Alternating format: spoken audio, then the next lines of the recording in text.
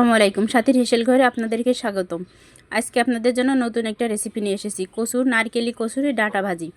আমাদের এদিকে এই কচুটাকে নারকেল কচু বলে। এই ডাঁটাটা ভাজি দেখাবো আজকে চিংড়ি মাছ দিয়ে।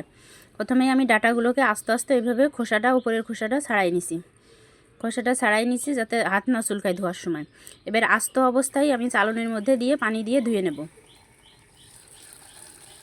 দেখুন 2 থেকে 3 বার ধুয়ে নেওয়ার পরে তারপরে আমি এইভাবে গোল গোল করে বটি দিয়ে কেটে নিছি। কাটে নেওয়ার পরে আমি কড়াইতে হাফ লিটারের মতো পানি দিয়েছি। পানিটা গরম করে নিয়েছি যাতে কচুর ডাঁটাটা পানির মধ্যে দিয়ে ভাপ দিয়ে ফেলাই দেবো যাতে গলা না চুলকায়। দিয়ে দিলাম, ঢাকনা দিয়ে ঢেকে দিলাম। 2 মিনিট পরে ঢাকনা খুলে একটু নাড়া দিয়ে দেবো।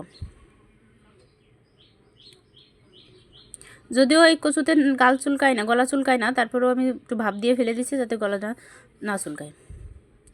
দেখুন কি সুন্দর বলক উঠেছে। এরকম বলক উঠে যখন কচুটা একটু ভালো মতো সিদ্ধ হবে তখন একটু পানি দিয়ে ফেলাই দেবো। চালানের মধ্যে পানি ঝরানায় রেখেছি। এখন আমি চুলাইতে পরিমাণ মতো তেল দিয়ে দিলাম। কড়াইতে দিয়ে দিলাম 2টা এলাচ, 2 টুকরো দারুচিনি, হাফ চামচ কালো জিরা, হাফ চামচ আস্ত জিরা, একটা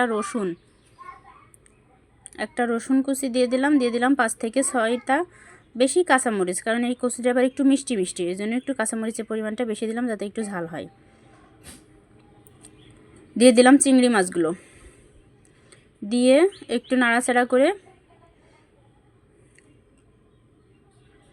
চিংড়ি মাছ মরিচগুলো সব একটু নাড়াচাড়া করে দিয়ে দেব 2 থেকে 3টা পেঁয়াজ কুচি। আমি 3টা পেঁয়াজ কুচি দিয়েছি ছোটো সাইজের। পেঁয়াজ কুচিটা দিয়ে 1 মিনিটের মতো নাড়বো। নাড়ার পরে দিয়ে দেবো হাফ চামচ হলুদের গুঁড়া আর হাফ চামচ লবণ। যেহেতু কচু ভাজতে ভাজতে অল্প হয়ে যাবে তাই লবণের পরিমাণটা কম দিলাম আর হলুদের পরিমাণটাও কম দিলাম যাতে সবুজ কালারটা ঠিক থাকে।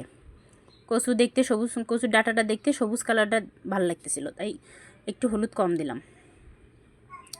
নাড়া হয়ে গিয়ে দিয়ে দিলাম কচুর ডাঁটাটা দেওয়ার পরে দেখুন কি পরিমাণ পানি বের হয়েছে। যদিও আমি ভাপ দিয়ে পানি ঝরাই ফেলে দিয়েছি তারপরেও পানি বের হয়েছে। পানিটা শুকানোর আগ পর্যন্ত ভাজতে হবে। দেখুন আমার পানিটা অনেকটাই শুকিয়ে গেছে। এবার হালকা আছে আরও 2 থেকে 3 মিনিট ভাজবো যাতে পানি একেবারে শুকিয়ে যায়। দেখুন অনেকটাই পানি শুকিয়ে গেছে। কচুর ডাঁটাটা দেখেন অনেকটাই দলা পাকায় আসছে। যতক্ষণ না আঠালো ভাব আসবে ততক্ষণ ধরে ভাজতে হবে। দেখুন আমার কচুর ডাঁটাটা আঠালো ভাব হয়ে গেছে। এখন আমি বাটিতে উঠাই নেব। রেসিপিটা যদি ভালো লেগে থাকে তাহলে লাইক কমেন্ট শেয়ার করবেন, সাবস্ক্রাইব